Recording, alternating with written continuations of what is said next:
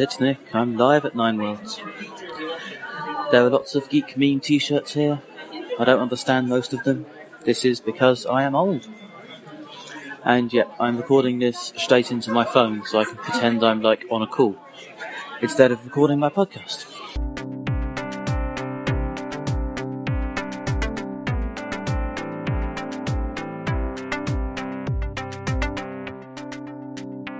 Hello and welcome to Moderate Fantasy Violence, a podcast about pop culture and the world around it. I'm Alastair. And I'm Nick. And this episode we'll be reviewing Suicide Squad, based on the DC comic, and Preacher, based on the comic by Garth Ennis and Steve Dillon. We'll also be finding out what Nick and I got up to at Nine Worlds Geekfest, and what Nick thought about Jerusalem by Guy Delisle. But first, Nick, what have you been up to since the last episode, as well as all the things we just mentioned? Yeah, that's taken up a lot of it, to be honest. What I've been up to, actually, for a few episodes now, but something else always pushes it out of this slot, is finally watching Twin Peaks, so that I can know what's going on. Well, come as close as one can to knowing what's going on in Twin Peaks when this new series starts next year. It's a great show. I really enjoyed watching it before. It is really good. It is really... I'm sort of enjoying the way it starts as a murder mystery, and then it just goes slowly batshit. It's just... Yeah, I'm about 12, 13 episodes in now. I'm like about 5 episodes into this much longer second season. The sort of magical stuff is just starting to get like explicit now, and it's a lot of fun. Yeah, lots of cream corn teleporting across the room and stuff. It's pretty strange. You've got a lot of crazy stuff to come, so... Well, yeah, I'm assuming that at the rate it's currently strangifying, the back end is going to be pretty weird. Yeah, that's pretty much it. So yeah, I'm trying to get a chunk of it done now before all my superhero shows come back and I become far too busy, but I'm optimistic that I should be able to get it done by the end of the year at worst. So yep, that's what I have been doing and will probably be doing for a bit longer. Alastair, what have you been up to? Last weekend, I was at Nine Worlds Geekfest. The weekend before that, I was at a music festival. I went down to the Hackney Visions one-day music festival they have in East London.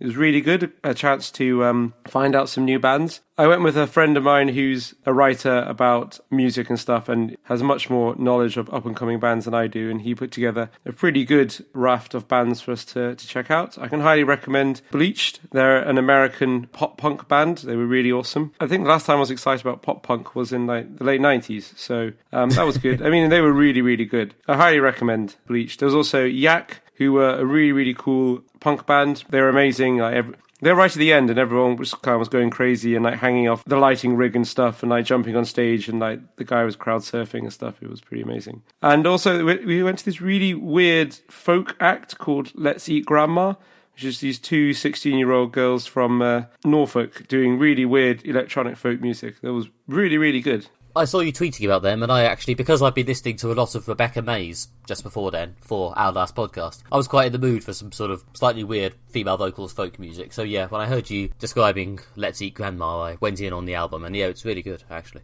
It's called I, Gemini, I think, their first album, and yeah, highly recommended if you like off-kilter, slightly spooky folk. It's good. It's a good soundtrack to have around when you're watching Twin Peaks, actually. Yeah, I can imagine, actually, the two go together really well. It's very creepy, very odd. Really good though. It's like really good music. There's like their performance is like really, really good as well. Like the way it's just like, say, two people doing all these different instruments and stuff, and like how they're switching from like drums to synthesizers to like a recorder. Again, I don't know the last time I listened to someone play the recorder, but it's never been scarier. Pretty strange on the record as well, to be honest, especially because, you know, there's not really that much warning that it's coming. It's just, now 2 or 3 minutes of recorder. Okay, yeah. I mean, I haven't heard this since my sister finally gave up playing, but, you know, good.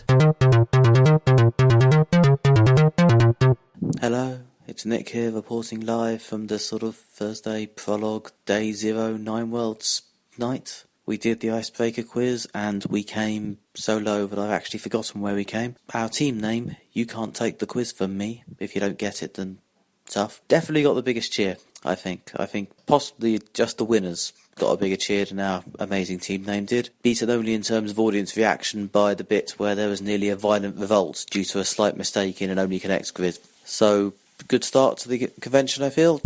Yes, that was the start of Nine Worlds, the 3-day plus the Thursday evening prequel I mentioned, event in London, which contains a lot of talks, panels and discussions organised by fans for fans, although, especially in the comics and books section, you do get a smattering of industry professionals among the fans as well. And yeah, there's a lot of panel discussions, there's a lot of fun entertainment in the evening, some discos, some stand-up comedy, this year from Helen Arney doing some musical comedy, and there's also a strong focus on diversity in various forms across race, gender, sexuality.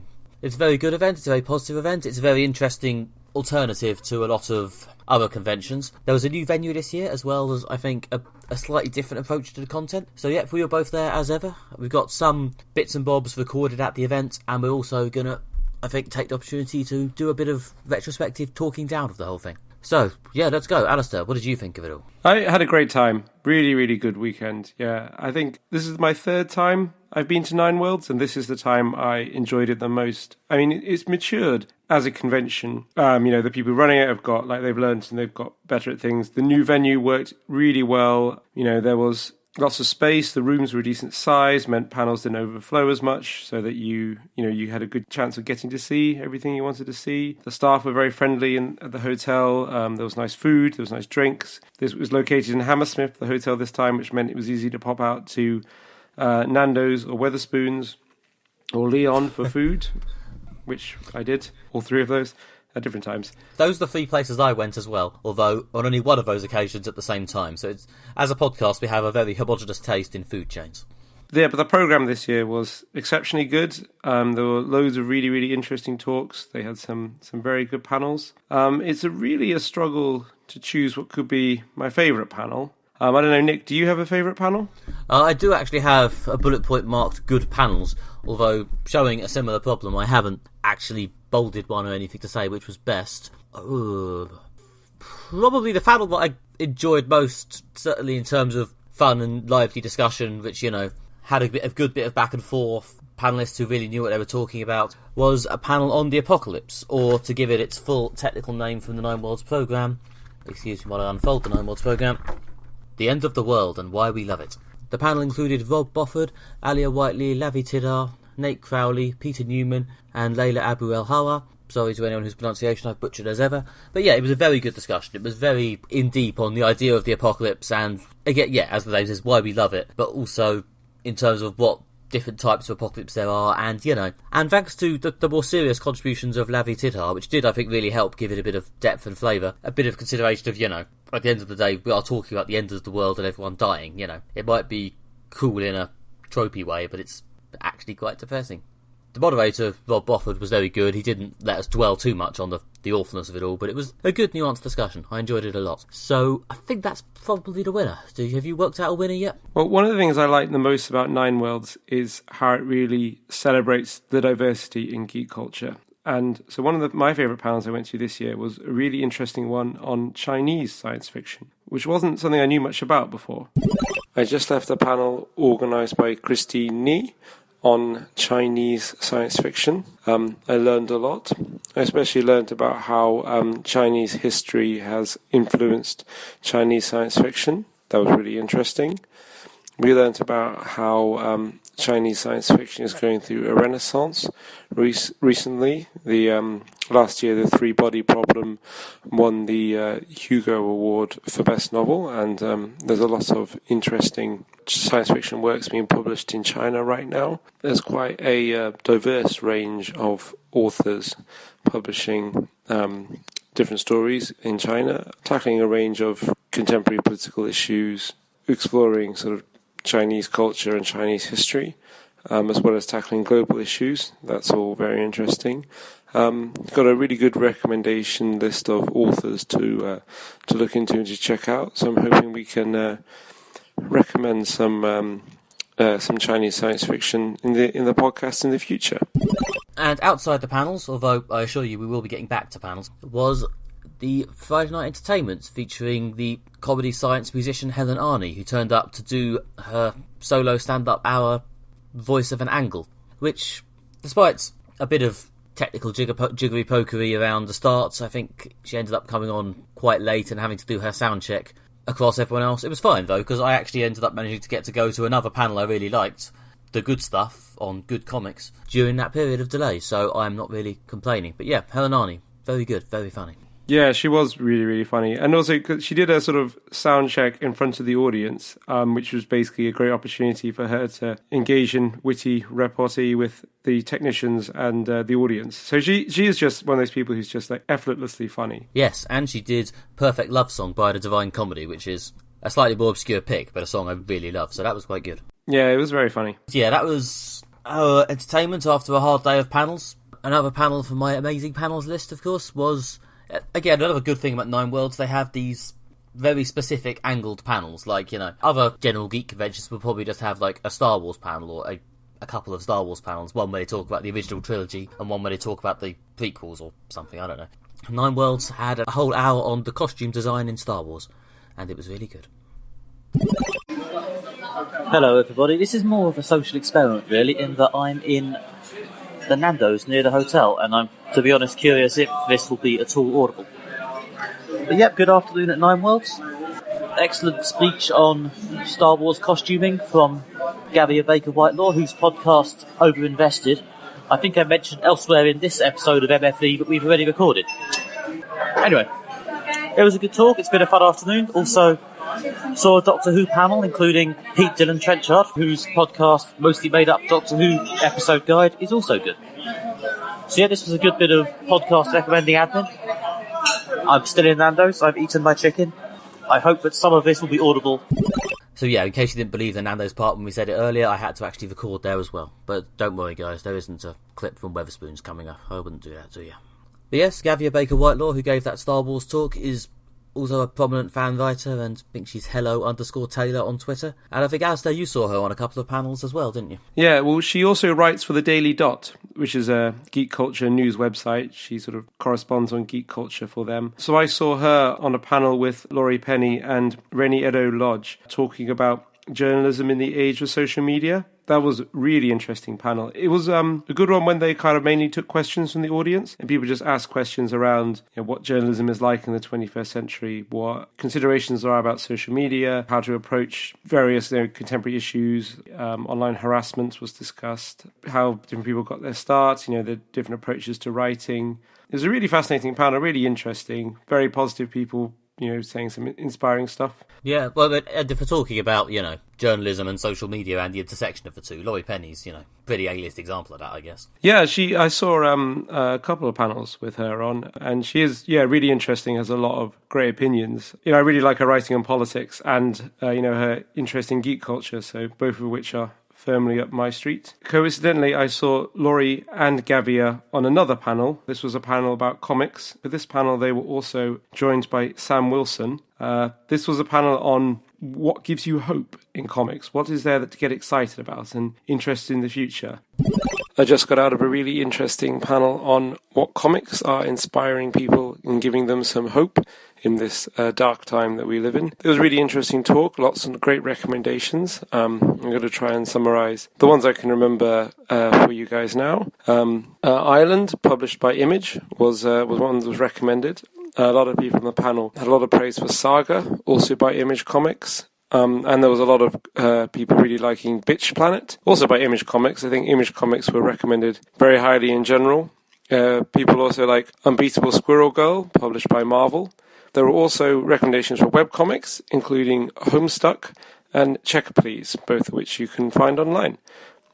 Okay, so that's another panel about good comics. As I say, I saw one of those while I was waiting for Helen Arney to start as well. So yeah, there's a lot of panels about good comics, which is, I guess, very much in the Nine Worlds spirit. They're trying to be very positive and inclusive, therefore they're probably not going to have lengthy panels about what comics are terrible, are they? The panel included Kieran Gillen, Steve Lacey, and Ellie Warren, among others. I say among others because I had to go back to the Nine Worlds website and I'm pretty sure it's slightly out of date. But anyway, yeah, it was a good chat, some good recommendations in the spirit of the event, I guess, and some good thoughts from Kieran Gillen on exactly what is happening to comics in culture at the moment, like the idea that comics are only breaking through now because of the Marvel movies he feels is oversimplistic. It could be tied back to the manga boom starting to trickle through. It could be any number of things. I think he also did a metaphor about how comics have been like a bonsai tree. Their roots have been deliberately kept shallow. That's a good metaphor. It is. So then I think he said it had gone on to become a rainforest. But yeah, it was a good panel. It was very positive. Unfortunately, I had to leg it slightly before the end to make the start of Helen Arnie. But it's always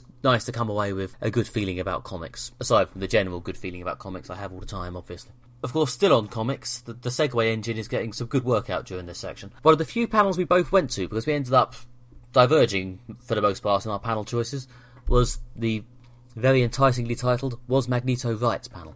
Since we were actually both there for once, we managed to meet up afterwards in a quiet part of the convention and actually record a little bit of mini moderate fantasy violence segment to discuss the issues raised in that panel. Hi, this is Nick again, and I am at the Nine Worlds convention, still, and I'm with my amazing co-host Alastair. Hello. Hello. We've just been to a panel on Was Magneto Right, and I think we've concluded he wasn't right. Is that about where we ended up? I think he was right about some things, but maybe wrong in his approach in some ways. He was right in terms of his vague intentions, perhaps wrong in the extent to which he opted for full-on human genocide, is perhaps where we ended up. There was certainly a lot of Magneto love in the room. People were... And also there was a lot of good discussion. People were very receptive and engaging with the ideas that are raised by Magneto in the X-Men comics, so that was really interesting. Well, I think Magneto sort of...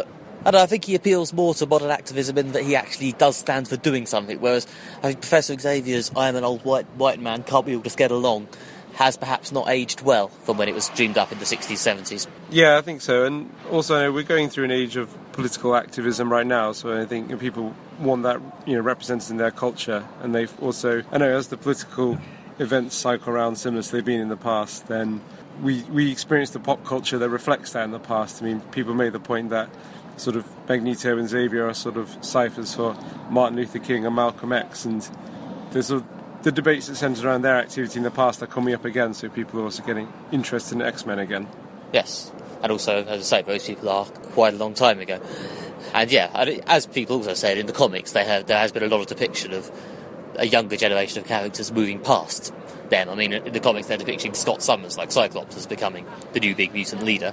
But even he's, getting on a bit. He was like a teenager when it started, and now he's presumably quite middle-aged.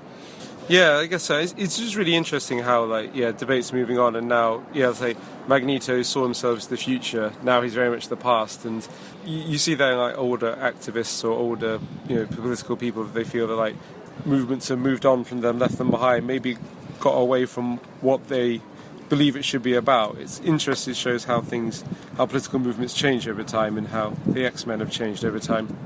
Yeah, I think a lot of it crystallised around when they cast Ian McKellen as him, which they kind of had to actually account for that idea that he's actually quite old and was in World War II. But obviously that kind of made people really focus in on the shit. He's actually quite old, isn't he? Whereas I think before that in the comics, up to a point, he was still portrayed as a sort of young, vital force. Whereas since then, I think influenced by the McKellen stuff, he's become portrayed as old, more so, and which has pushed how his politics have been portrayed. Well, it's a way to keep the story fresh. If you have your main characters getting older, and then you can bring up new characters and you can show time progressing. It also allows you to keep the story of the X-Men relevant to what's going on now by bringing in new characters that have different views, and kind of maybe Xavier and Magneto were very informed by the politics when X-Men was first written, and so now you can move them back a bit and bring in new characters who are informed by things going on now. It keeps the story fresh. Well, yeah, it does stop the problem some Marvel comics have of just banging on the same endless Act 2 point forever. One of the things I do really like about Nine Worlds is they do have a really good selection of films available. There's kind of different films are screened throughout the entire convention. They usually have a midnight movie on the Friday and Saturday nights. I believe the midnight movies this time were Evil Dead 2 and Aliens, two amazing films. I had early panels on both Saturday and Sunday, so I unfortunately didn't go to either of those films, but they're both excellent, and I'm very jealous of anyone who did. There was also another film that I went to see, which is an independent American movie called Tangerine, that I'd only heard of briefly before and hadn't seen. Just saw a really, really good film called Tangerine, a little-known American independent film. It's a comedy drama.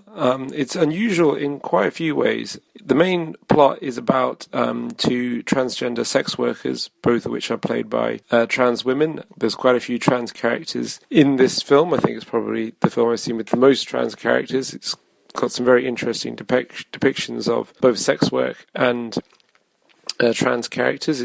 It's very interesting from that regards. Most of the events take place over the period of Christmas Eve, so it's quite contained as a film. It's the events followed linearly in a short period of time. It was also all shot on iPhones, but it doesn't have it looks phenomenal. It's incredibly well put together. The filmmakers are very versed in the language of cinema, so it goes to show that you don't need expensive cameras, just need knowledge to make a great film and some great performances, which this film also has. It's done in a sort of documentary style, but it's very accessible. It's very funny. It's got some great characters. It builds up to a really great sort of comic set piece climax, which then moves into really quite the denouement is really quite sad, and then it ends on a final really uplifting note. It's a real emotional roller coaster, especially at the end. So really interesting film. I highly recommend anyone who's interested in any of these issues or just wants to watch a great film to look it up. One of the other Nine Worlds tracks that I got involved with this year was Technology for People, which was an interesting track. They usually have a pretty good selection of different technology things. I had to go with an Oculus Rift one year. They had an interesting panel on search engines before. I went to a really good talk on how to make virtual reality content for the web with a really great web developer who works for Samsung. She had some virtual reality gear which she passed around. We got to play with a Google Cardboard for a bit. She showed us some pretty cool virtual reality stuff she'd made and gave us some technical tips, most of which I was able to follow. So I'm glad that my computer science education is stuck in there. That was good. And also, it was just great to hear someone really passionate about virtual reality and technology just talking about something they're passionate about, which is one of the great things about Nine Worlds. I also went to another good panel where people talked about technology innovations that they thought were either really significant or would be really significant. Someone talked about how good bookmarking in web browsers is, and we'd all be lost without bookmarking pretty much. But they also had a Amazon Echo to play with. Just got out of a very interesting panel on technology for people. They had an actual Amazon Echo for people to play with. That was pretty cool. Good demonstration of how voice and technology is expanding, how more stuff is becoming available. It was always nice to have some new toys to play with. As you can see, Alastair's really consumed the panels. He has definitely seen more panels than me, but in my defence, I had to leave on Sunday quite early for an actual personal life-related event. In fact, I tweeted about it, so I don't need to pretend I actually have a private life. It's a wedding. I was at someone's wedding. It's now a day or two clear of the convention. Yeah, I think we're both feeling pretty good about it, aren't we? About the slight changes they've made to the whole setup. Yeah, I'm feeling really good about it. There was slightly less content this year, less panels, but I actually thought that was really good because last year I really struggled sometimes to choose what I wanted to do because there was so much. Whereas this time I felt it was all really good and quite focused, so I knew kind of what I wanted to do at every step. There are only a few conflicts I needed to resolve. I have slightly more complex feelings about the slight reduction in content, not because I'm gonna, get on my high horse about value for money or whatever. I do feel like slightly there was some of the specific areas of my fanish interests weren't quite as heavily served as they have been. This may just be because I'm a massive comics fan, and the comics track has basically been merged into the books track, and as a result had much less panels. So I don't quite know if I'm making a point about general content at Nine Worlds, or just I'm making a point that I missed there being more and slightly more detailed comics panels. The detailed lecture by Si Spurrier on storytelling in comics is still one of my favourite Nine Worlds panels ever, and there weren't really that many comics deep dives that I can see. Admittedly, the fact that I had to miss the Sunday probably didn't help. I don't know, I do like the fact that, to be fair, there's less panels crammed into the space, so I don't have to panic quite as much about getting to everything I want to get to, because I think I may have almost had a blood pressure episode at times last year. Yeah, I remember last year there was a lot of running around, ducking and diving between things. So, this year I felt it was calmer this year. It was definitely calmer and less stressful. I mean, not that it was too stressful last year, but this year I definitely had much more zen about me during Nine Worlds. The sessions were rigidly structured, so that every session there was an hour of talk, and then 45 clear minutes before the next block of content started. And the hotel, or at least the chunk of the hotel that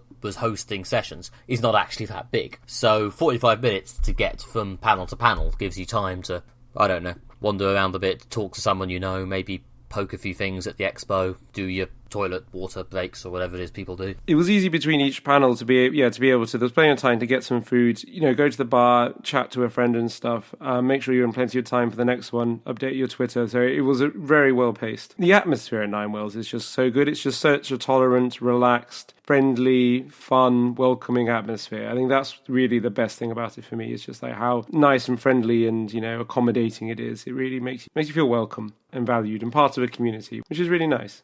Yeah, no, it's still a really lovely place to go. I think, obviously, your mileage may vary. I'm maybe, I guess, somewhere in the middle of the spectrum of liking acceptance at Nine Wells Inn, but I know a fair few people who go, so I can usually find at least someone to hang out with during the panel breaks. But on the other hand, I'm also very socially awkward, so the odds of me speaking to loads and loads of new people and networking like a motherfucker are potentially quite low. But there's possibilities all the way up the spectrum. I think the key point is that people who are as socially awkward than me, or even more socially awkward than me, don't necessarily feel like they're being left out or left behind, which I think can be a problem in other fast-paced convention type atmospheres. Yeah, certainly. You can wear a coloured foil on your convention badge to tell people that if you're socially awkward and you don't want people to speak to you, there's a colour that lets people know that you are shy, but you would like someone to come up and speak to you if they don't know you, and that stuff's really nice. It's really considerate. It makes it easier when you know where everyone stands. You know what people's preferences are, which is good. They also have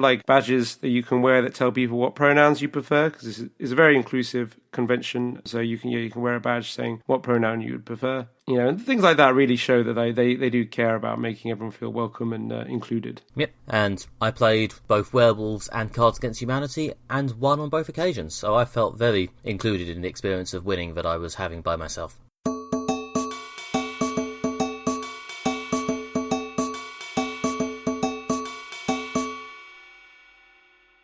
Now we'll be discussing Suicide Squad, the new film in the DC shared universe. Following on from Batman vs Superman, the US government decided to put together a team of supervillains to protect America from super threats. This involves Deadshot, the world's most wanted assassin, and Harley Quinn, the Joker's partner in crime. This film is a dark comic take on the superhero team-up. Nick, did it work for you? In places. There's a chunk in the middle where it was sort of working for me. Once the squad finally got together after the kind of interminable introductions at the start, and before it went quite badly into generic superhero action mode at the end. There was a bit in the middle when they finally got airlifted into the same place. They sort of bounced off each other a bit. I kind of suspect that a bit of the characterization was a bit inconsistent, and there was some really weird bits of movement in the plot, which I'm sure we'll discuss eventually. But there was a period where they were sort of sparking off each other in a fun way. Will Smith and Margot Robbie especially were quite strong, and most of the actors were, at least watchably inhabiting their characters, except for the couple who didn't really get anything to do. Was it as bad as the reviews had led you to believe? I didn't hate it as much as I was worried I might. On a strictly technical film criticism point of view, I think it was probably quite bad. The tone was pretty incoherent. Characters, particularly as they moved into the final act, which did smell quite badly of sudden rewrites to make it into more of a standard action film. Motivations and stuff shifted. There's a lot of weird, iffy stuff with the Joker and Harley Quinn. But there was a point where I was able to sort of enjoy it as a really, really big, dumb, military, hard case superhero crossover film, which did at least have a slightly different flavour to other superhero films, even if, I don't know, it's a lot of the sort of we're the bad guys stuff was a bit eye-rolling. I struggle sometimes to believe that people who actually are the bad guys self-identify so heavily as being the bad guys. Yeah, that was a bit postmodern. That felt very much like they were aware they were in a story and they were the villains. Yeah, as you say, no one thinks of themselves as being a villain. Yeah, and they've done this storyline in Arrow, in fact, but literally they've done the Suicide Squad in Arrow. Except in Arrow, it turns up in season 2, I think, late season 2, early season 3, and it's made up entirely of villains who've appeared in the show. Some quite major, some quite one note and minor, but it works a bit better perhaps because they've been villains before, and therefore maybe they don't need to spend quite as long announcing that they're villains. I mean, if this was like the 8th DC movie and they actually had managed to get together at least a few minor villains from previous DC films, it might almost have worked better. Yeah, that'll be one of my major criticisms of it, is that it felt too much like DC are trying to rush to the shared universe. This is a superhero team-up film, other than the fact that none of these characters have really been in films before. I think the Joker is about the only one who's appeared before. So I don't know, it felt like they were rushing themselves through it, trying to put together a team-up film without doing the legwork to properly introduce the characters. Thus it was a bit messy. There were too many characters. You didn't really get a proper sense of them. Some characters really failed to make an impression. They very much did the legwork. In fact, you could see them doing it in a sort of exhausted scramble in the first, half hour, when they literally just wrote this massive extended scene where Amanda Waller, Viola Davis, she was very good, sort of sat down and just introduced each character very slowly by chucking out a dossier. Yeah, that was really clunky and a really dull way to open a film with a really long bit of exposition on all of the main characters.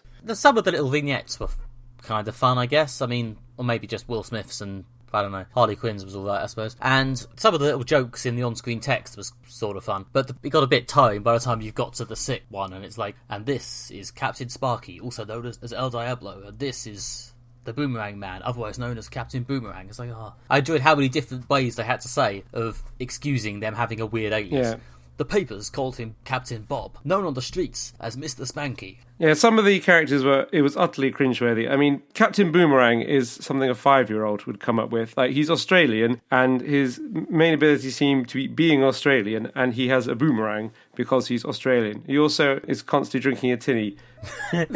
There's an American patriot, he's called Captain Flag, and he's in the military. Again, that's something a 5-year-old could have come up with. There's a ninja who's, well, a ninja, that's basically it, has even less character than Captain Boomerang. Oh, Katana. Yeah, she's actually in Arrow, but she gets a whole season of characterisation. They have a ninja whose name is Sword. Yeah, I mean, I'm a little less keen to dig into them on the names because, Katana, Captain Boomerang, is it silly? Yes, but, they've got to dance with the one that brung them on that. Those are the names from the source. I guess it's not silly, it's just, it's chronically unimaginative. I suggest you return to the 60s and let the comic creators of I guess so, but if that's the best that there is in the DC back catalogue to draw up, I mean, they couldn't do any better than that from, sort of 50 years worth of characters, then the DC movie franchise is in a woeful state. I'm not a massive Suicide Squad reader, I will admit, but from my reading around the subjects around this film coming out, Captain Boomerang and Rick Flag are apparently major characters from the Suicide Squad's past. They are the characters who are always in it. Also, Deadshot as well, apparently, quite regularly. Yeah, Deadshot was a good character. Like you said, Will Smith was good, and he played it with pizzazz. Will Smith certainly does pizzazz well and charisma. He had a few entertaining lines. He had some good chemistry with his co-stars. He was, I think, the closest the film had to a point-of-view character, really. It was odd, and in some ways a sort of nice, unexpected move to make the point-of-view character one of the criminals rather than the sort of captain who came in from outside, which I think would probably be the obvious choice. But yeah, then again, when the assassin is the guy played by Will Smith, I guess he's probably the guy you want to put in front. Yeah, he's your main character. Well, he's the first character to appear in the film. He has one of the most substantial kind of internal conflicts and character arcs in that he's estranged from his daughter for being an assassin, sort of, constantly toying with doing the right thing to impress her or, doing what he wants to do. That said, there is some terribly bad writing for his part. There's a bit when his kid goes like, "Daddy, I can't live with you because you kill people." And it's like, kind of, oh God, people were paid to write this. I'm embarrassed. Yeah, I don't know. I didn't mind a lot of the Will Smith stuff. I think, again, he went a bit weird towards the end. I don't really quite, spoilers guys, spoilers obviously, I don't quite get why what I wanted most in the world vision was to shoot Batman, considering his entire story arc from the beginning to the end of the film elsewhere was being with his daughter.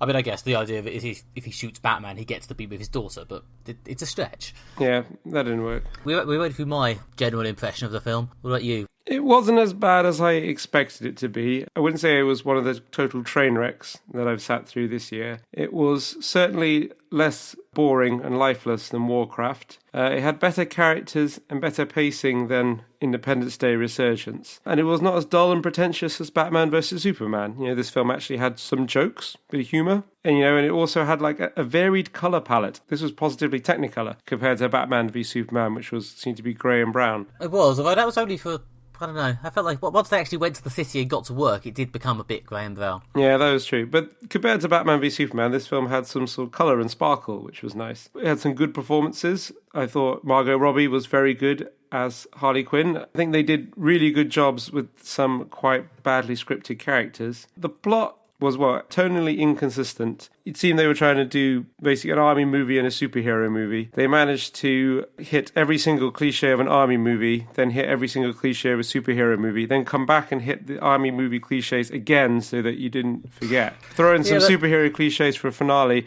and also have like a subplot that involved ancient Aztec cliches. The bit when they fought the Joker in his machine gun helicopter, that was a sort of army level battle. I mean, yeah, that's probably the highlight of the film. It was probably the closest it had to an impressive action set piece, I guess. I wasn't a huge fan of Jared Leto's Joker, but yeah, that was at least a good bit of running around and gave him something to do other than either blowing away henchmen in massive numbers or running around in front of this big portal. The reason it works better than Batman v Superman, I think, is because, I don't know, the goal and what it actually does are slightly closer. It is just ultimately shaped like a film about a group of people who team up, run around and fight some things, and eventually beat the big thing.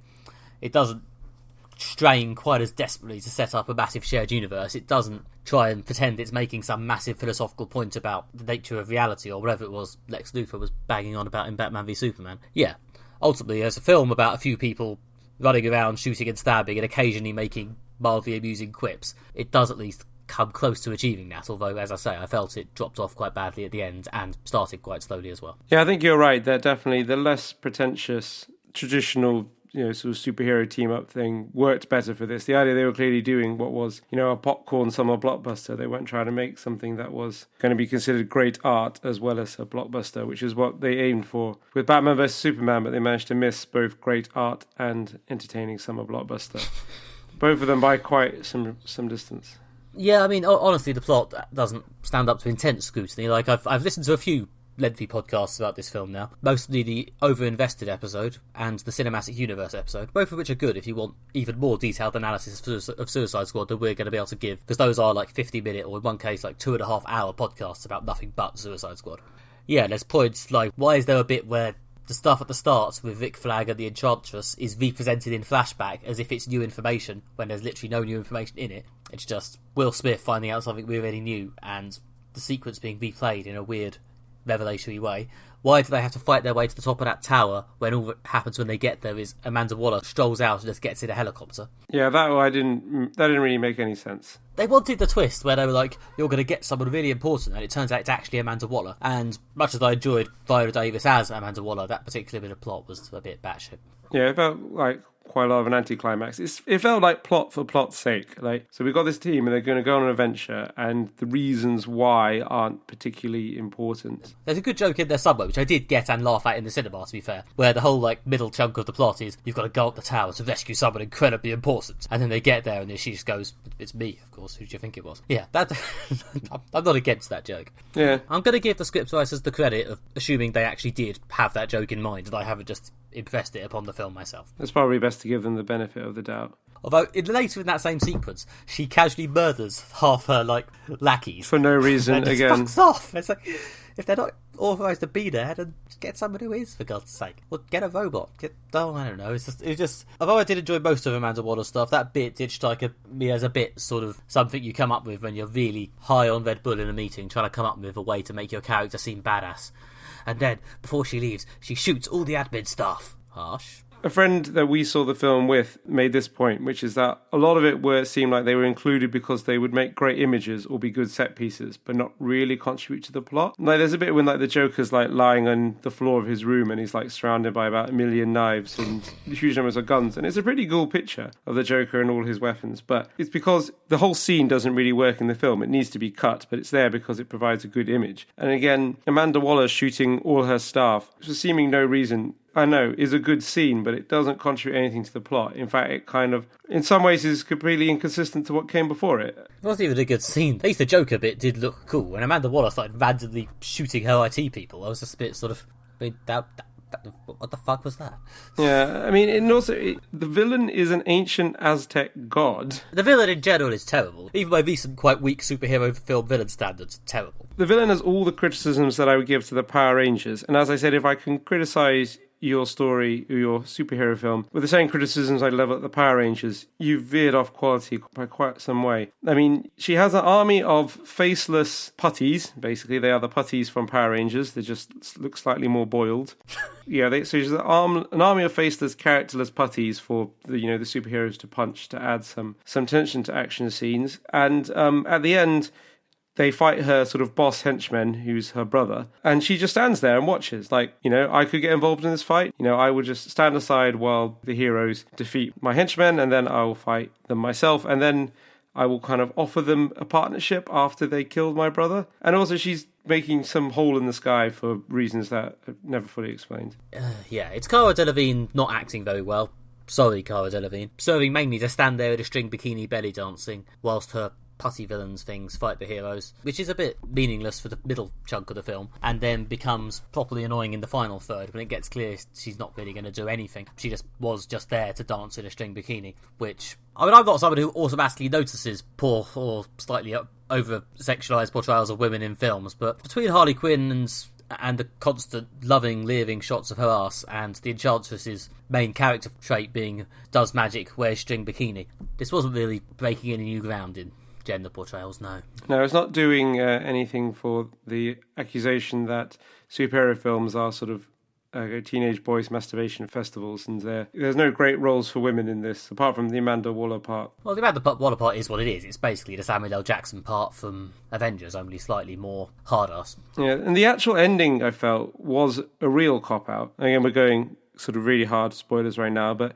Captain Flag is in love with the human woman who's possessed by the Enchantress. For some reason. Yeah, for some reason. Again, because of plot. So he's in love with her, and he's constantly torn about whether he can kill the woman he loves in order to stop this super powerful ancient villain. At the end, as so often happens in these films, he makes the sacrifice for the greater good. He kills his girlfriend, it's partly to set her free from the Enchantress and also to kill the Enchantress to stop her destroying the world. Leaving aside the fact that the hero in this film has to kill his girlfriend at the end because killing your girlfriend is in everyone's best interest. Leaving aside the kind of ingrained misogyny of that, the plot also completely cops out by having her just come back to life and be fine and the villain be gone. Making a sacrifice usually involves a sacrifice. If he could have gotten everything he wanted right from the beginning by killing the Enchantress without killing her, why didn't he do it right at the beginning? It doesn't make sense from a plot point of view. No, not really. I mean, you think for a film that's working this hard to be dark and amoral, they could have managed to,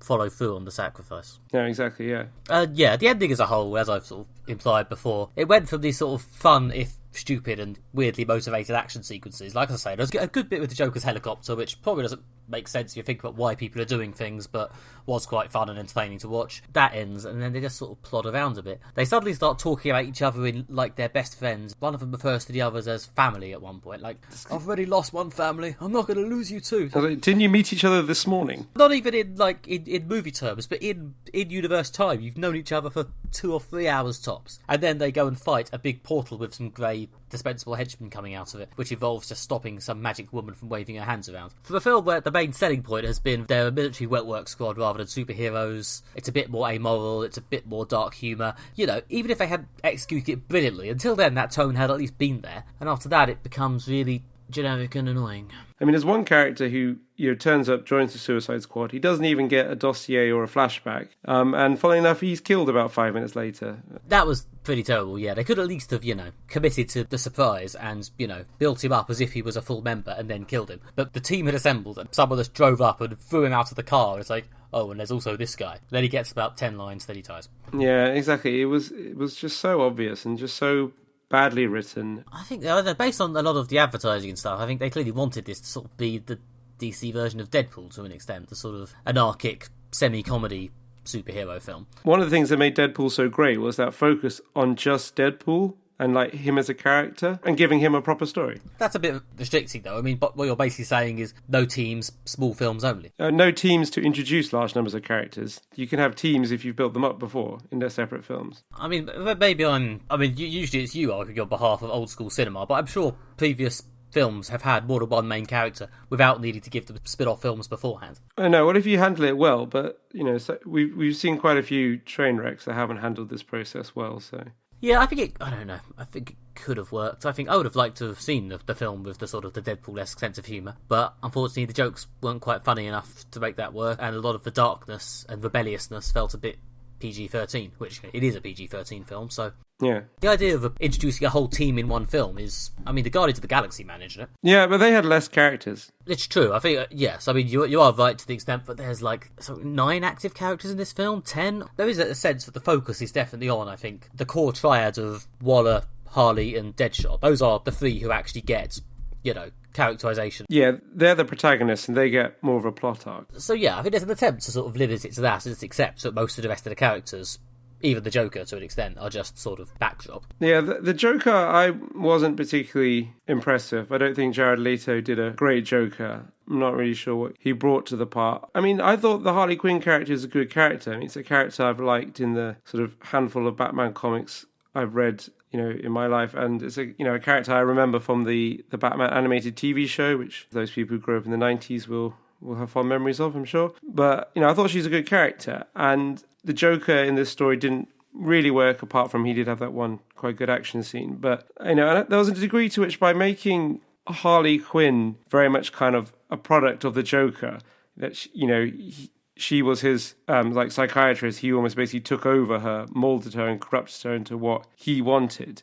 I felt it really did rob her of some agency, and that, what makes the character good is that she's manic in her own way, and her manicism works with the Joker. It doesn't come from the Joker. This film broke her character down a bit and built the Joker up, where I'd have preferred a film with less Joker, more Harley Quinn just being Harley Quinn. I don't know, and a lot of that comes from the source material, I guess, in that if you don't have Harley Quinn's origin based on the Joker, then you've got 2 clown-based people who just happen to turn up at the same time. Well, the origin can still be based on the Joker. He doesn't have to be in the film. Usually mentioned. Yeah, Harley Quinn was one of the main characters. Since she's obviously been earmarked as the breakout from this, they had to do her origin, which meant showing the Joker. I mean, I guess they could have wrote their way around the Joker not actually appearing on screen by having him represented in the asylum scenes by a silhouette and then just have him disappear. I mean, do you think the Joker worked in this film, or...? No. It seemed like they'd written the film around the Joker delivering this amazing performance. The way it was directed and the way it was written, whenever he was on screen, you were clearly meant to be looking at him and going, gosh, this guy's so amazing. Which unfortunately then builds in a certain feeling of disappointment when you actually look at him and he's just a guy doing a sort of vaguely manic gangster thing. And it's just not that memorable. I mean, as a lot of other people have said when analysing it, the classic Joker look in the original Batman film is old school mafia guy, isn't it? The sort of the suit, the hat, the Tommy gun or whatever. Yeah, he was the Jack Nicholson Joker. He was a gangster who becomes the Joker, and he remains a gangster, just becomes a bit more flamboyant and crazy. Yeah, I guess what they're trying to do is transport that to the modern day and make him a sort of modern street gangster type. Yeah, rather than a traditional sort of mafiosa, make him something that would work in the context of a film that has Mexican cartels in it. Yeah, and I'm not averse to that vague idea and that vague look, but I don't think Jared Leto particularly sells it. I don't think he's memorable enough or charismatic enough. I think there's just doesn't seem to be that much to it. He's just kind of there. That's a shame, considering all the publicity effort that was wasted on telling us how Jared Leto would send his used condoms to his co-workers or whatever the hell it was. Method acting the Joker. Sounds impressive, if not slightly self-indulgent. Not even impressive. Just go to work, man. Other people have managed this. It's like Laurence Olivier, who, when they were filming Marathon Man, Dustin Hoffman would run for ages so that he'd be out of breath when he wanted to do a take. And Laurence Olivier would go, "Try acting, dear boy." I don't know, I mean, he was punching himself in the face just before coming on to get himself psyched up, then fair enough, but just sending your co-workers random shite and off-screen doesn't really achieve anything, does it? I mean, especially because he's barely on screen with any of them except Harley, so who cares? Yeah, no, valid point.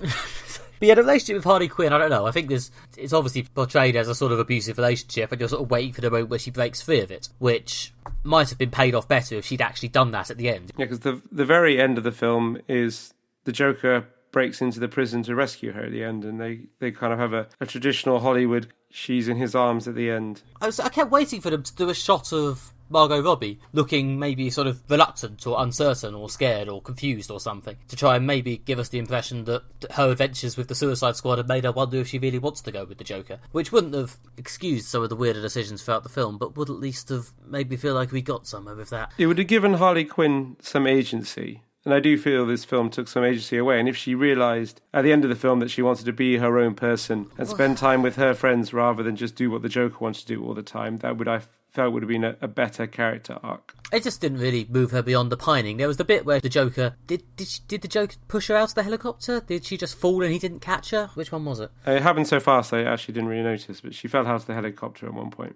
And she appeared to take this as the Joker being a bit of a dick, because she pulls her sort of Joker necklace off and chucks it away. And then she has her weird fantasy dream thing, is her and the Joker being a family and raising kids or something. Yeah. Which would have, to be honest, been a good moment. If they used that sequence to show clearly that she'd moved beyond the pining, that might have almost worked. But as it is, the film as a whole just seems a bit confusing, and by showing the Joker sort of chasing hopefully after her, it creates this vague romantic arc, which, as you say, makes it hard to move the character beyond him. I mean, I think that's more to do with, like, again, the tonal inconsistencies. Is they're trying to build up Harley Quinn as an independent character, but they keep having to bring her back to the Joker. It's maybe just the needs of this story slightly overriding what would have actually been sensible. Like, someone's clearly decided they want the Joker to have a role in the present day section of this story, and the obvious way to have him do that is to have him trying to retrieve or rescue Harley Quinn. Yeah. Because otherwise he'd only be in the flashbacks. But if they're trying to make a point that the Joker's a dick and Harley Quinn would be better off without him, which does seem to be what they're vaguely maybe implying, and is, I think, what you kind of want to have from Harley Quinn. If your goal is to move her beyond the Joker and make her a sort of solo anti-hero, then having him chasing after her is kind of counteracts that. But then again, if you want to have him in the film because, you know, Joker equals money or something, so you do that anyway. I don't know, I felt the two contradict each other somehow. The tail of money is wagging the dog of the Joker, or whatever I'm talking about.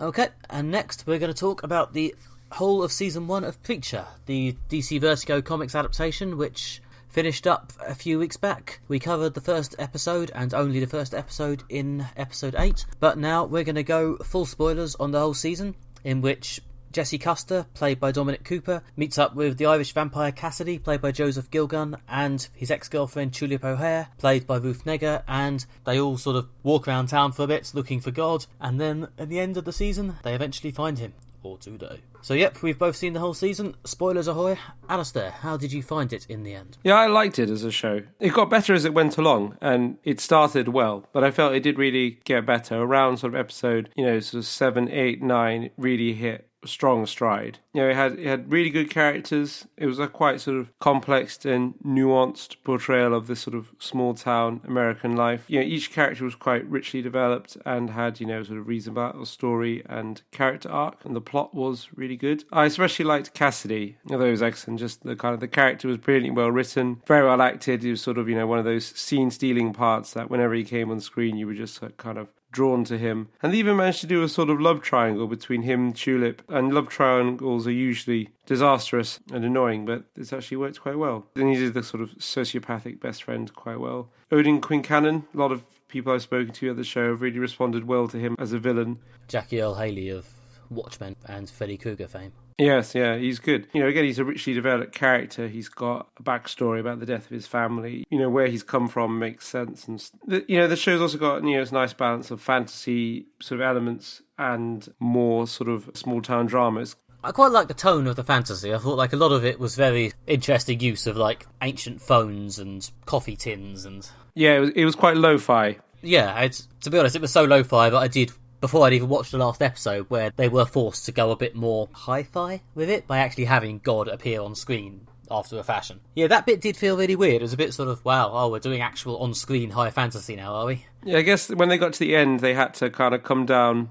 one way or the other. If the final episode's going to be that he brings down God. But they didn't really have any ambiguity about whether there was fantasy stuff going on, because you had Jesse using the word, his special power on people from quite early on. You had angels dying and then reappearing, so it was obvious that a lot of the divine stuff was really happening to some level. It was just a bit weird when the proper look at this massive special effect started. And I thought they managed to combine the fantasy, all the sort of biblical elements with sort of small town drama, quite well. And usually, if you're going to put fantasy alongside a small town drama, then they can jar. A fantasy plot has very different requirements from a plot about, sort of a preacher in a small town in Texas. The characters that each plot is likely to produce don't necessarily sit well together, but they managed to write it in this very convincing way that you could kind of believe that this was one consistent universe where all this stuff went on. So I thought that was a difficult writing task, and it was handled well. Well, yeah, all the characters sort of interrelated, their plots sort of advanced on.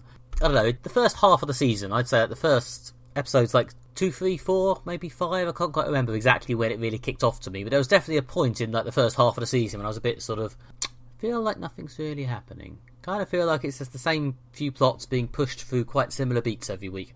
And then thankfully after that, I think around the time that Jesse started, obviously abusing his powers, and he had his chat with the angels in the diner, and he told Arseface to go to hell, that sort of thing. Yeah, I think you're right. It did take a few episodes to get going, to engage the plot. I mean, they spent quite a lot of time building up the characters, introducing them, kind of not just introducing them, but also fleshing them out. And, you got some time of them, kind of living their lives before the plot really engaged, which did mean when it was engaged, the characters felt very real, very rich. It was very believable. You could really get involved with it. But I can see how, especially if you watch this week by week, rather than binging it in a whole week like I did, that you would think this evolves quite slowly. I am a bit jealous of your binge watching of Preacher, I must admit. I mean, having watched it unfold at times quite slowly week by week, I do think I'd probably have enjoyed it more in a slightly more compressed fashion. Yeah, I would recommend binging it rather than kind of savouring it. I think that's why Amazon have done a big advertising push on the Tube now that it's all available, so that people can binge watch it, because that's how we like to enjoy our TV these days. Yeah, I've seen people say a lot about modern TV shows, especially the sort of Netflix-made ones, that these seasons are less like series of episodes and more like one long story chopped up, like a 13-hour movie. Or chapters in a book. Yeah, and I do think that's kind of true of Preacher. I think there was very clearly a sort of a slow start, and then it eventually started to gather momentum, and I think I probably have enjoyed it more, as I say, in a few large chunks rather than 10 quite small ones. Again, it starts quite slowly. It did, however, really, really build up at the end. And it was it was quite, say, like lo-fi and also low-key early on, and it was quite character-based. But I think they could have maybe put a little bit more, not necessarily drama, but something a bit more, to give it a bit more pace, maybe, to hold people's attention. I think a good comparison is Better Call Saul. Better Call Saul is even lower key than Preacher in its plot. But every episode of Better Call Saul just has this kind of, it moves the characters and plot onwards, and there's something captivating about every scene, even though it is structured along these quite long, dialogue-heavy, quite intricate scenes. But it has this momentum that just kind of propels it on, that keeps you hooked. And even if you're watching it, one episode a week, you keep coming back, and you always enjoy each episode because it's kind of just moving you along a nice bit. I think Preacher kind of moved a bit too slowly, then kind of hit a sort of Breaking Bad sort of pace, which was good, but I can see why you'd be disappointed by the slow bit. I think Preacher was a bit more reliant on these sort of set pieces. Like, in every episode, as you say, more so towards the end, but in every episode there's some sort of very nicely shot, nicely staged, really cool set piece. Yeah. Like, even the slower ones. Like, I think in episode 2 or 3, which was around the point where I was thinking this is actually a bit slow, they had that ridiculous scene where Cassidy fights the angels in the church. One of them has a chainsaw and his arm gets chopped off, and the chainsaw just starts riding along the floor towards the unconscious Jesse. Yeah, that was brilliant. That is, yeah. I mean, as I say, that was otherwise quite a slow patch for the series, but that individual scene was one of my favourite things I've seen on television all year. That was fucking great. It was great. It was funny and tense. There were some great set pieces in this film. I really like there's 2 angels who are hunting Jesse, and they want to get back the power that sort of he's got. Not really sure how he's ended up with this sort of power from heaven. They're supposed to be keeping it safe. They're hunting after him. And there's also another angel who's hunting them. And every time an angel's killed, they're sort of brought back from the dead pretty much instantaneously. So you can't escape an angel by killing them. So this leads to a fight in a motel when the angels are just constantly killing each other in this fight and then coming back and killing each other again. And over time, you just see the same 3 bodies just mount up in this hotel room. And it's dark and twisted, but so funny, and you just kind of think it's just like silly and comic in the way that, like, oh god, we've accidentally killed her again, where they're trying to like restrain her without killing her, but we've killed her again and she's come back, and now again, and that was brilliant. Which did in the end lead to the scene where they've managed to incapacitate the other angel in the bath. Yeah, right at the end, basically by chopping all her limbs off, and then the sheriff turns up and she just pretends she's just a person who has been horribly maimed and just wants to die, until he agrees to sort of tearfully strangle her to death. And it's, even though in like 2 episodes ago you'd be watching them die again and again and giggling, that one scene is actually quite harrowing. Yeah, I mean, again, it really tried to get the dark and the comic together. That like it is quite a dark, gritty, film, and there's lots of heavy issues in there. There's a plot line involving a member of the town who tried to commit suicide and who's been maimed by it, and he's trying to deal with the fact that he tried to kill someone else before he killed himself, and he's a pariah and he's hated. There's people with marriages going through problems, people with problems with children. There's quite a lot of dark, serious stuff in there, as well as Jesse's got a gangster past, there's a vampire, but there's also just some like brilliantly comic stuff, and it's really hard to get that tone right, and I think Suicide Squad didn't really do it. It wasn't quite dark enough and it wasn't quite funny enough, but Preacher managed to be both like dark and funny, and sometimes darkly funny, and it just really worked. Well, yeah, I mean, Suicide Squad and Preacher do have that in common, in that they were clearly relying on a sort of degree of look at our cool stylized scene to perhaps push through some of the quieter bits. I felt they were really trying to hit the same note, and Preacher managed to hit it much better. Yeah, I mean, it's very much something they've inherited from the comic, I guess. The sort of dark comedy. Here's a serious scene about a man contemplating suicide. Now here's a scene where a man gets humorously shot in the dick. And the two sit beautifully side by side. Yeah, it's not a mean feat of writing to make that work. Yes, and again, as anyone who's ever read my writing knows, it's possibly a feat I've been attempting ever since I started writing anything. Yeah, it's a very odd balance. I've read a few reviews here and there of Preacher, and I know there are some reviewers who have found that the degree of that's just unpleasant. Some of the situations hit, or some of the things that they try and find humour in hit. I mean, should we go full spoilers and talk about the actual last, 5-10 minutes of the final episode? Because I feel like there's some interesting stuff there. Yeah, I think so. I mean, at this point, we've been sort of dancing around some spoilers and stuff. If you haven't seen it, skip to the next segment. Next segment, check the timestamp, skip away. Anyway, yeah, the actual last 10 minutes, where Jesse, via talking to the special effects god I mentioned, discovers that God has actually just fucked off. He just isn't there. There is actually currently no God. And this appears to cause the townsfolk, who apparently had been relying on religion to a degree that even I hadn't entirely realised from the previous 9 episodes. Well, neither did Jesse. Just flip out entirely. And yeah, 2 people hang themselves. A bunch of school children murder a local paedophile with spears. And a woman... She smothers her... Smothers her comatose and unlikely to ever wake up daughter with a pillow while her son watches and takes a selfie. That was dark. And then... It was like, yeah, I laughed, but it is grim. It is pretty grim stuff to bring out for what was essentially a funny joke montage. And then right at the end, a man who's basically unhappy in love, but has been hanging on to his wife because of morality, has an affair with a prostitute, and because he's having sex with this prostitute, doesn't realise that his methane is building up to dangerous levels below the town, and the entire town explodes, which is a quite funny end, which also neatly propels them onto a road story. Yeah, again, Preacher is not a show you can accuse of not going for the big, ridiculous image if there's any way they can crowbar it in. I think possibly sometimes to the detriment of, plot or consistent character. I think there are times where people act slightly oddly or jump to the extreme slightly needlessly because they want that next big, cool image. Yeah, that is definitely a criticism I would have of the show. I mean, at times I feel it manufactures artificial tension, which is something I really don't like in TV shows. I think the best example of this is it's the opening of episode 3, which begins with a woman sort of running through the forest being chased by men sort of in boiler suits with rifles. There's clearly other people who are running away, some of them get shot, and it's really kind of whoa, what's going on here? This is pretty dark. And then at the end she gets shot with a paintball, and then they're like, oh, it's fine, we're just playing paintball. And it's a bit like, you really put everything into making me believe, making the viewer completely convinced that this was like a grim action scene, and sort of something all was going on. And then to kind of just yank it back. And the only reason why they put that in is just because they wanted to open with an action set piece and kind of get you in that mood. But it was completely artificial.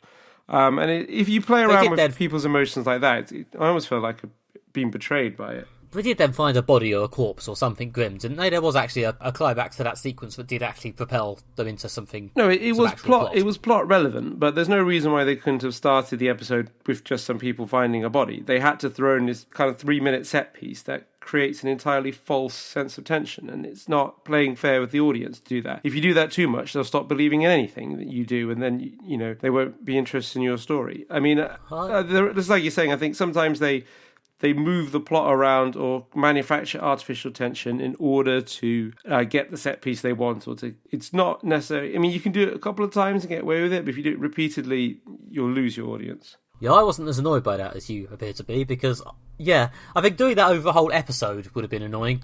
3 or 4 minutes just to make, and then they find a body in a forest slightly more interesting. I can kind of live with it, to be honest. It was only a few minutes. Yeah. Yeah, but I think that ties into what you were saying about how like it kind of bends around to get in its set pieces, which is a valid criticism, but it didn't distract from my enjoyment too much. I think they just about stitched it all together. I think I've told you the sort of story in the comic before, haven't I? I can't. Yeah. I'm trying to ask you your opinion of something without actually telling you what I think, because it might somehow influence your opinion. But you know how this story stands in relation to what's in the comic, roughly. Well, this is like pretty much a prequel to the comic, is kind of what I understood, because the comic itself is a road story. They're on the road, Tulip, yes. Cassidy, and Jesse. So I thought it worked really well, establishing the dynamic and setting the characters in motion. And they're obviously they've been chased by like an angel hitman as well. The cowboy. Yeah. Yeah, I don't know. As somebody who's read the comic, I was a bit sort of looking back at it thinking, yeah, in writing advice, you often hear, start later if possible. Part of me was wondering if the comic started at the right place, to be honest. But it did at least make it something different. It did at least make it a comic adaptation where I wasn't just sitting there going, well, I know what happens next. I did sit there for most of the season thinking, well, in the comic, they blew up Jesse's town and killed his congregation on, like, page 3. Are they actually just going to build up for the whole year to doing that? And... Oh, yes, they are.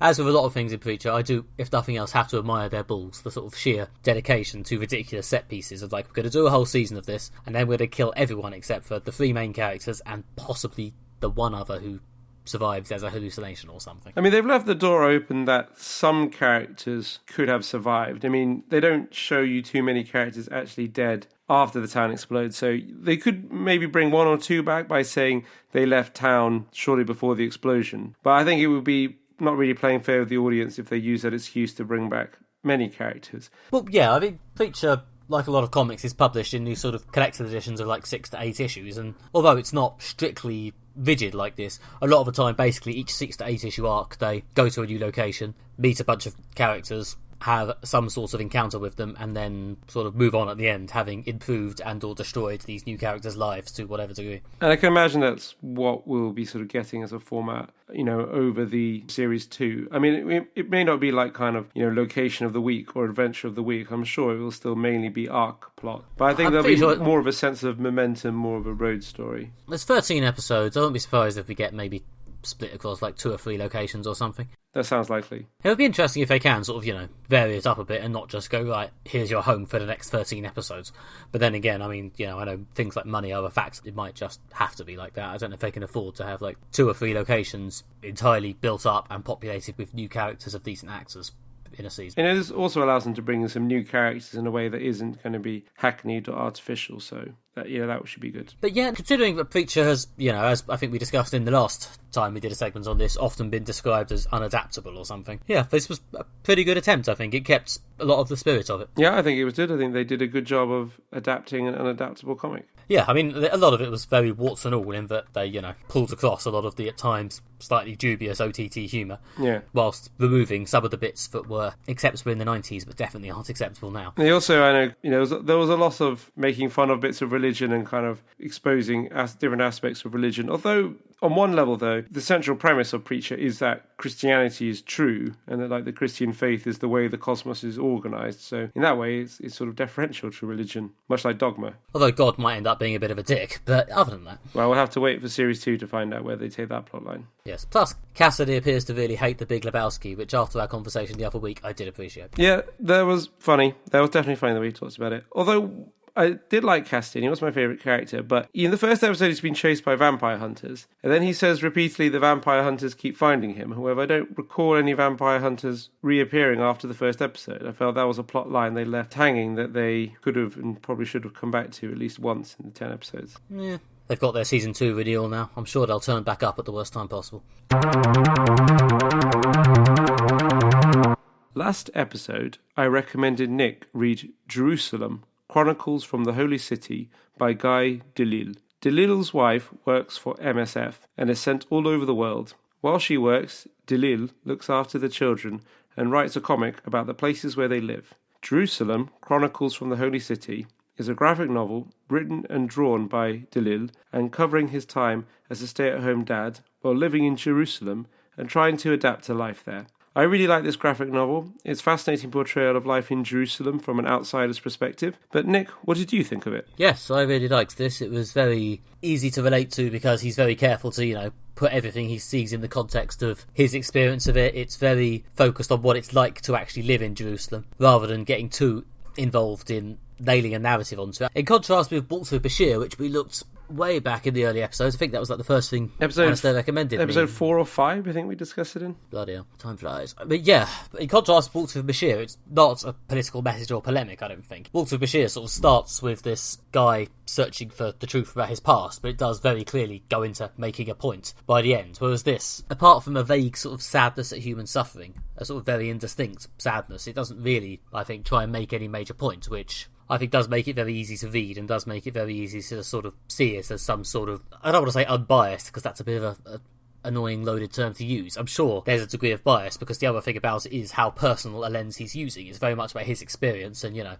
there's a long chunk which is about his experiences there as Israel are bombing the Gaza Strip, and he's clearly not that happy with the fact that they're bombing it because of how much it's inconveniencing him and how it's potentially placing his wife and her colleagues in danger. And he's clearly not happy about that, but it's not really, because it's very much put in that context. It's not portrayed as a big political message. He's not trying to draw any big important conclusions. He's willing to make himself look a bit bad, which both makes him look human and builds a bit of trust in him as the narrator, and gives the whole thing a sort of ring of truth. Yeah, I think you're right about the unbiased point, or however you want to phrase it. I think he tries to be even-handed. He tries to be honest. He's definitely not partisan. He's not saying one side is right and the other side is wrong in the conflict there. But he tries to be neutral.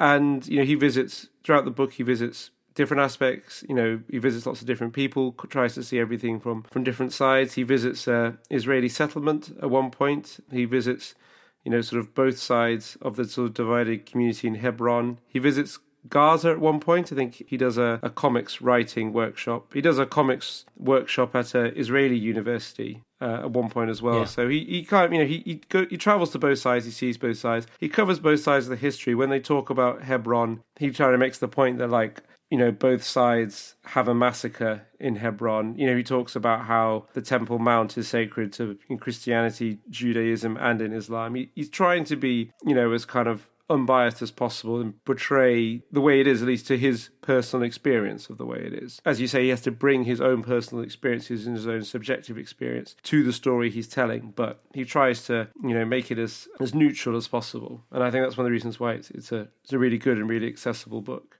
Yeah, and as well as not nailing an important political message into it, it also doesn't really try and nail a conventional narrative structure onto it, at least not in a particularly conspicuous or visible way. I'm sure he's planned what he's going to say to some extent, but there's no sense of it sort of building to a dramatic conclusion that brings all the characters' arcs to an end or something. He just goes there for a while, sees some stuff in a fairly higgledy-piggledy order, and then, feeling like he's learnt a bit about it, he leaves in a sort of slightly sad human suffering continues way. There's not much narrative tension. There's not much character drama. There isn't a lot of conflict. I mean, one of the main running plot lines is him just trying to find a suitable park for his children to play in. Yeah. I've never seen this done in a comic before, but it's an observational documentary. So like Etre et Avoir is the best example I can think of that people may have heard of. That was a French documentary about a preschool in rural France that was quite popular about 10 years ago. Yeah, but basically it just observes what's going on. It's kind of in the literal sense of a documentary, it just documents the process. It observes it without trying to interpret to a strong degree or create narrative. It's just more of an observation of an ongoing process told from his point of view. The strongest sense you get out of it is like the sense of place. A lot of his drawings of the buildings are pretty amazing, and a few bits where I start to feel a bit like I'm being lectured, but for the most part it's pretty seamless, where he just draws the bits of history that he's encountering or events and stuff. But obviously, if you're writing and drawing a graphic novel about your time in a place like Jerusalem, it would be, I guess, a bit of a missed opportunity to just draw yourself standing in museums when you could actually try and draw a more dramatic portrait of the history. I think so, and he does a really good job because it's quite simply drawn. It's sort of black and white, sort of looks like pen or pencil sketches, but he manages to really create a sense of each character and each building, and really brings everything to life in quite a muted palette. Yeah, no, he's a great comics creator, almost to an extent, but pointing it out seems a bit redundant and semi-patronising. He's very, very good at storytelling. There's a few bits which have no words and are still very clear what's going on. He's very good, as you say, capturing the sort of subtle shades of emotion in his cartoon characters' faces, which is quite important if you're trying to do this sort of observational, careful study of something complicated. Yeah, it's genuinely amazingly done. He manages to be sort of observationally funny of the people he meets without most of the time coming across as a snarky twat, which is always an impressive skill. Yeah, it's a gentle, warm sort of humour, which is a difficult tone to strike in a place that's as serious as Jerusalem. I also like how it's a very sort of honest and unflattering portrait of himself. I mean, like the way he draws himself, he's a bit tubby and looks like, some ways maybe a bit sort of gormless or a bit, kind of confused. And he doesn't have a particularly glamorous life. I mean, he's a sort of a stay-at-home dad looking after two small children. His wife is the exceptional one who's working for MSF and going to these places and working in Gaza during like fighting. And she's one of the exceptional, action-packed life. He's kind of, his portrayal of himself is much more mundane, and I think I really like how it's sort of this honest, unflattering view of himself and his role in it all. But he's willing to give quite an unflattering portrait of himself in terms of portraying him losing his temper or occasionally saying something a bit iffy. Although he's clearly a pretty big talent in the comics field. I think he's constantly being invited to festivals or to speak at events. And I mean, I didn't really know his stuff before this because my comics reading tends to be quite within the sort of mainstream American comics market spectrum. But it does seem like he probably is a big deal in his field. Although obviously, when you're doing something like this, which is about my year on the ground in Jerusalem, you ought to maybe play down that aspect of your life and play up the idea that you're just a normal dude. I get also the element that he's more popular amongst non-comics readers than comics readers. I mean, this book was recommended to me originally by my brother, who doesn't read comics at all, even less than I do. But he loves to travel and loves... he just likes it because he's interested in travel and the places, so that's his kind of window into it. Yeah, the one part of this book that I will genuinely admit to not liking, that did genuinely make me roll my eyes and mutter, oh, fuck off, was reading the blurb on the back. Clearly, I'm assuming, because it's not his tone at all, written by his publisher or someone there, which is very sort of, this breathtaking memoir provides a unique and amazing perspective on the truth. It's like, oh, fuck yes. They're trying to sell it like it's Shantaram. It's very sort of dis-am-literary, and... yeah, I mean, luckily I didn't read it for whatever reason till after I'd finished the book and turned the cover over. And I think, if anything, my mutter of "oh fuck off" was slightly bolstered by the knowledge that the actual book wasn't even really like that. It's within the comics medium, but seems to be kind of one that overlaps more with people who like travel writing or non-fiction than people who prefer narrative fiction in comics. And also, he's not American. He isn't published through the big American Marvel, DC, Image, whatever publishers. He's, I think, published mostly through standard literary book publishers, or whatever the technical term is. So he's just a bit outside that market. He mentions a couple of times in the book, I think, that he's a fan of Hergé and Tintin, and I think that's a bit of an influence in him. I guess also if you're a francophone, you will have a different set of influences. I don't know many French language comics other than Tintin and Asterix. So I assume, being a francophone, it makes comics work differently, and he has a different set of influences. But yeah, no, it was very, very good. I enjoyed it a lot. I may even at some point seek out his other books. Yeah, he's done 4 of these travel memoirs. He did one about Pyongyang, which is the capital of North Korea. He did one about Shenzhen in China. He did one called the Burma Chronicles, about living in the capital of Burma.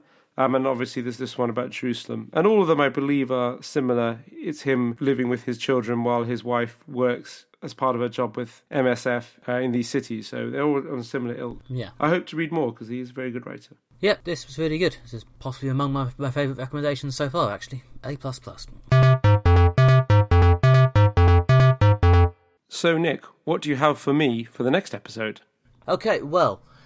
I've actually got a TV show which is a bit outside of our normal SFF, moderate fantasy violence genre, but it's a BBC sitcom. I think it starts on BBC Three, called Him and Her, starring Russell Tovey and Sarah Soleimani. It's written by Stefan Golodzewski, and yeah, it's a really nice sort of low-key, it's very much from the age of BBC sitcoms, sort of post-Office and thick of it, where there's not really a laugh track.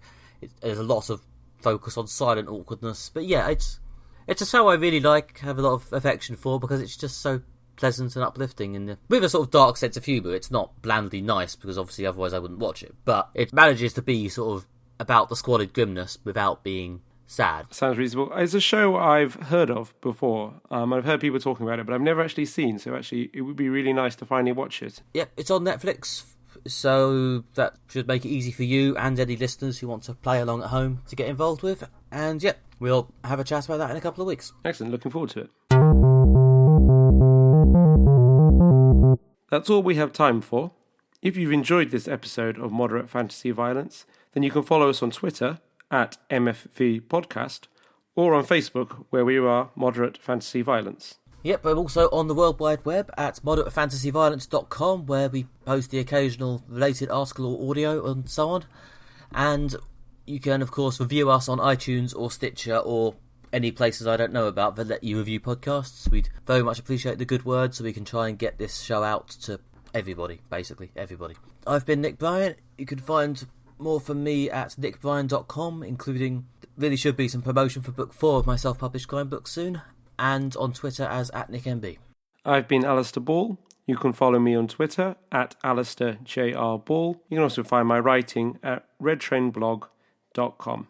Next time, we'll be reviewing David Brent, Life on the Road, starring Ricky Gervais, reprising his character from The Office. We'll also be looking at Orange is the New Black again and finding out what we thought of the rest of Series 4. We're going to be discussing Cry Havoc, and also we'll be finding out what I thought of Him and Her. Thanks very much for listening. We look forward to having you next time. Goodbye. Bye.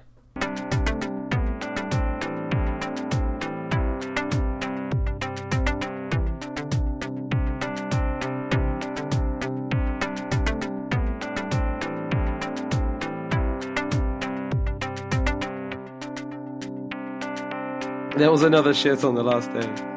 Someone else took another shit in your shower. I don't know, it could be the same person. I was going to say, are you 100% confident it's not you in your sleep? Are you sure you're not just I'm not. losing control? But it's still enough control to stand to like unlock the door, like walk to the toilet, like walk to the shower, crap in the shower, clean myself up, come back, like lock the door. Yeah, it's definitely good you weren't staying in the official Nine Worlds hotel. They wouldn't stand for that sort of behaviour there.